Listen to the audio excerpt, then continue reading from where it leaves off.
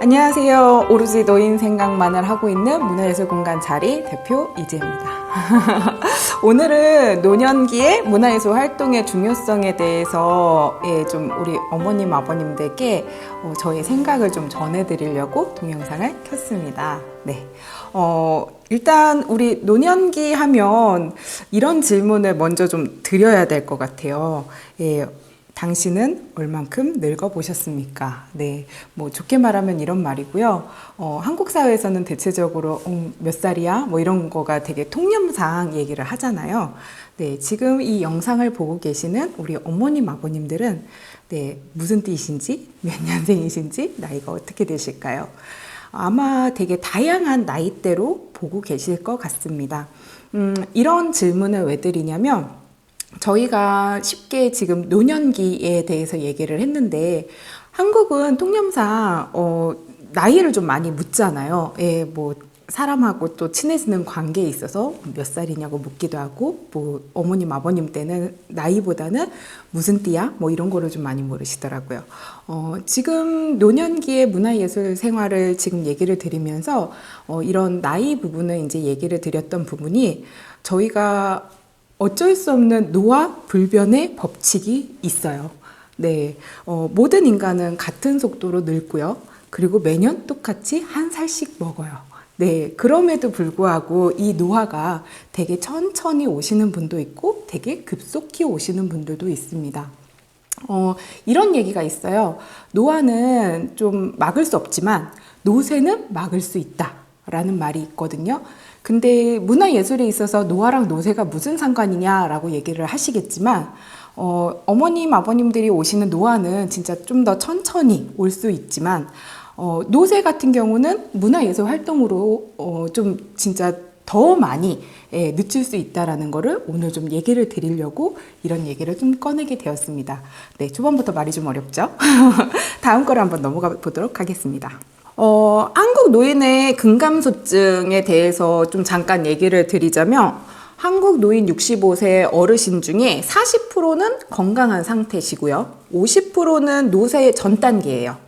이제 노쇠라는 단계가 9단계가 있는데 그 9단계 중에 4, 5번째가 이제 노쇠 시작이라고는 하는데 그 노쇠부터 이제 요양원에 가시고 뭐 이제 그런 단계까지 더 몇 단계가 있지만 어쨌든 그 전 단계가 50%, 그리고 노쇠 단계로 이제 확인되고 있는 어르신들은 10%라고 합니다.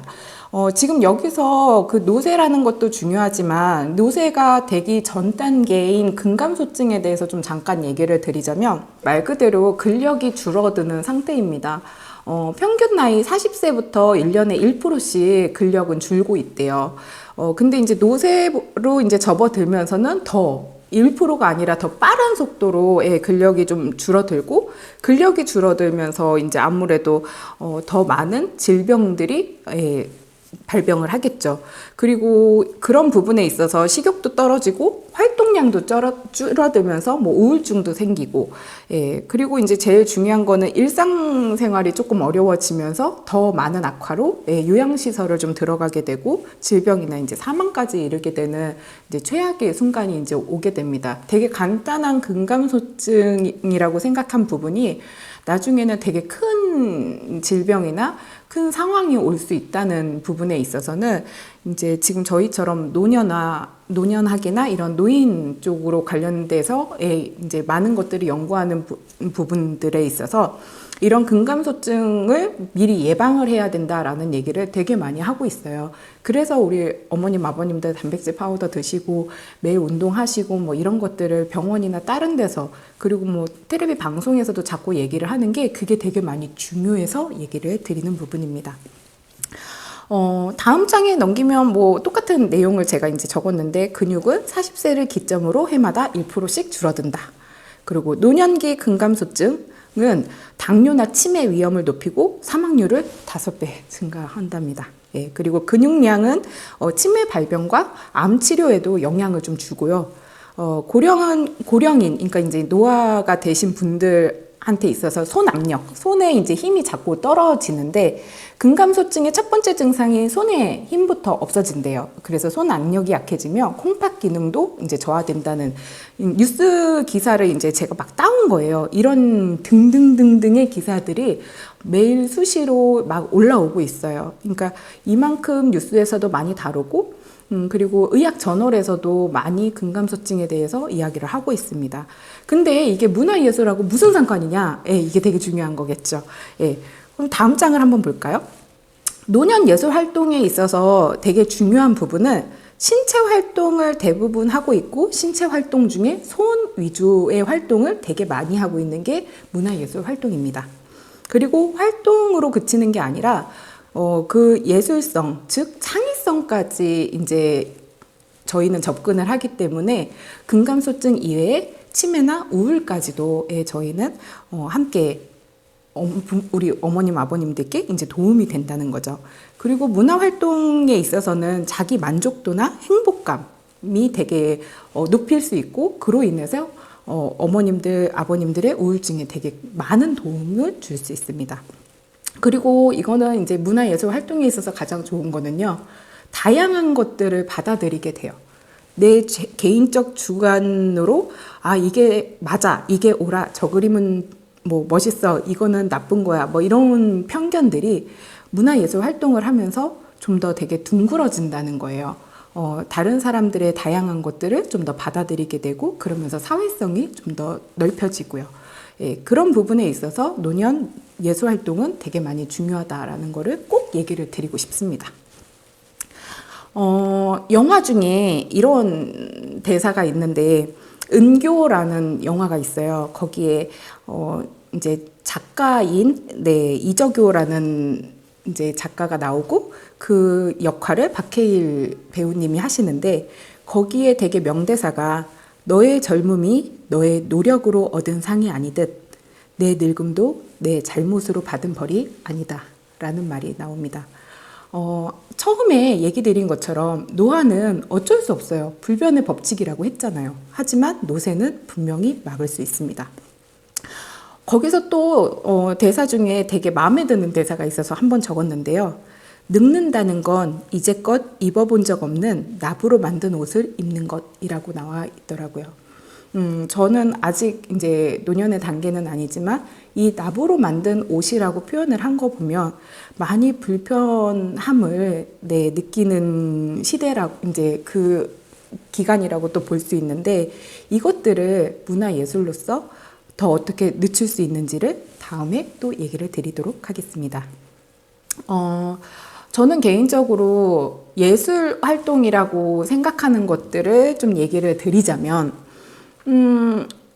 처음에, 예술해요, 음악해요 라고 하면, 되게 어려운 거, 라고 생각을 하시거나, 아니면 악기를 다룬다고 하면 악기가 비싼 것이라고 생각을 좀 많이 하시더라고요. 근데 예술 활동에 있어서 어렵거나, 물론 악기는 비쌀 수 있지만 요즘에 그렇게 악기들이 다 고가이지는 않아요. 되게 평균적으로 악기 가격도 되게 많이 내려갔고 되게 다양한 것들이 많기 때문에 악기뿐만이 아니라 그런 문화예술 활동에 있어서 되게 지원 사업도 많고 해서 많은 것들을 좀 해보셨으면 좋겠어요. 근데 이런 부분을 얘기를 드리는 게 이런 문화 활동을 하면서 치매와 우울증 예방이 가장 좋다는 거를 계속 강조를 드리고 싶은데, 문화예술 활동에 있어서 예술 활동하고 문화예술 활동을 조금 얘기를 드리자면, 말 그대로 예술 활동은 기능적 기술 습득이라고 생각하시면 돼요. 예를 들어 제가 20년 전에 피아노 학원의 강사였을 때 아이가 이제 대상자가 뭐 아이든 노년이든 대상자가 오면 인사를 하고 얘는 피아노 방으로 들어가요. 그래서 저번에 배운 것들을 혼자 막 연습을 해요.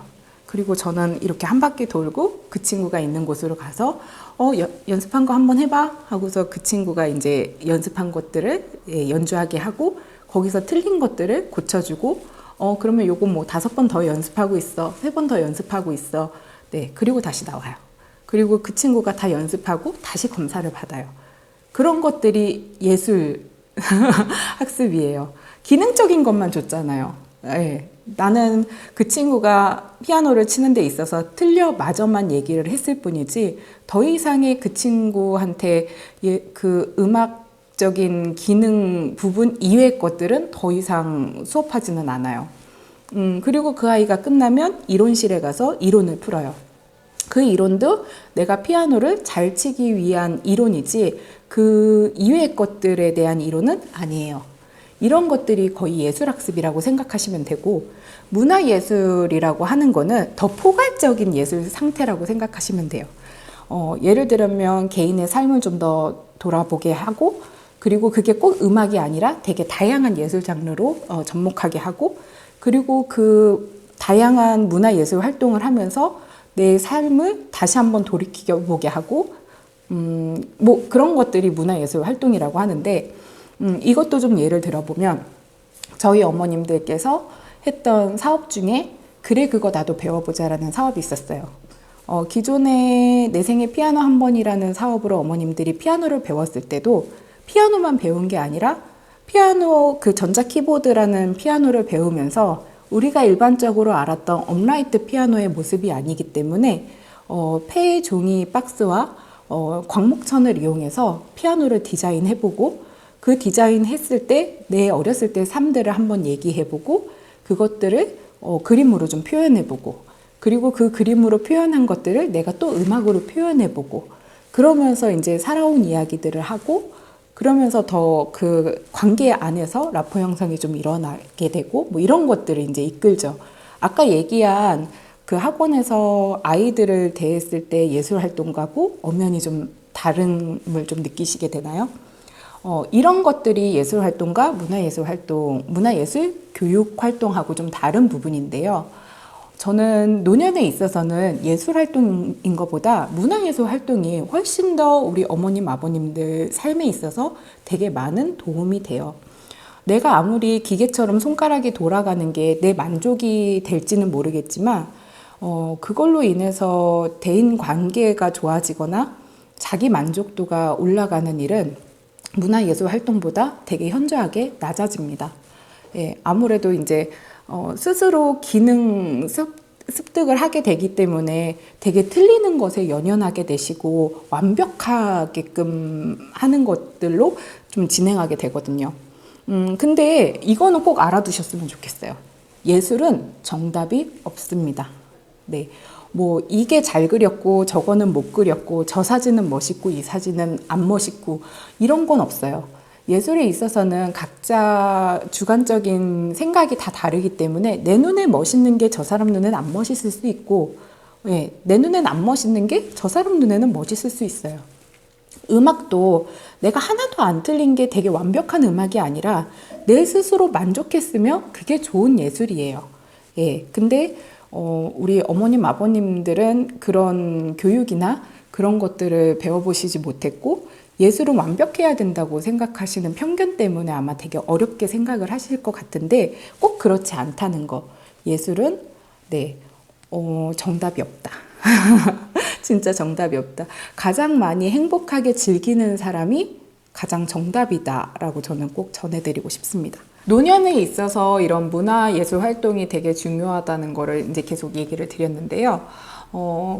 우리 어머님, 아버님들이 예술 활동과 문화예술 활동을 다소 좀 헷갈려 하시기는 하시는데 가급적이면 이 문화예술 교육이 그래요. 교육이라는 게 있어야 그게 이제 예술 활동으로 접어들게 되고 그 예술의 확장성이 또 문화 활동이라고 생각하시면 되게 좋은 흐름이신데 그거를 예술에서만 그쳐서 내가 이게 되게 기계처럼 막 되게 연주를 막 하신다든지 막 그림만 그리신다든지 이런 게 아니라 되게 폭넓게 더 많은 것들을 누리셔라 라는 얘기를 오늘 조금 길게 했네요. 네, 저희 오로지 노인 생각은 어머님, 아버님들의 문화예술 활동을 응원합니다. 다음에 뵙겠습니다.